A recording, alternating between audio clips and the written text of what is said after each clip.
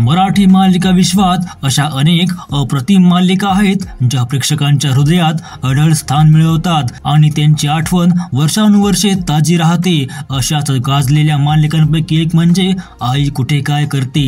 तब्बल 5 वर्षे प्रेक्षकांच्या मनावर अधिराज्य गाजवणाऱ्या या मालिकेने केवळ कथानकानेच नव्हे तर यातील कलाकारांच्या अभिनयानेही विशेष छाप पाडली। यातील एक लाडका चेहरा यशची भूमिका साकारणारा अभिनेता अभिषेक देशमुख प्रेक्षकांच्या मनात खास स्थान निर्माण करण्यात यशस्वी ठरला। मालिका संपल्यानंतर अभिषेकने अभिनयाच्या क्षेत्रातून बाजूला होत एक नवीन दिशा स्वीकारली आहे।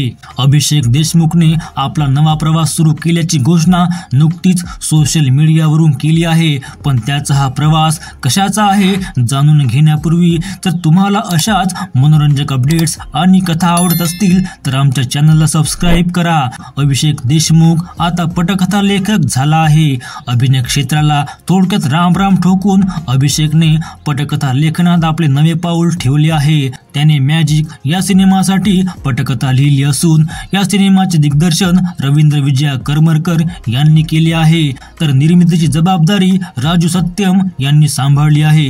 विशेष म्हणजे अभिषेकच्या या पहिल्या सिनेमात अभिनेता जितेंद्र जोशी यांची प्रमुख भूमिका पाहायला मिळणार आहे।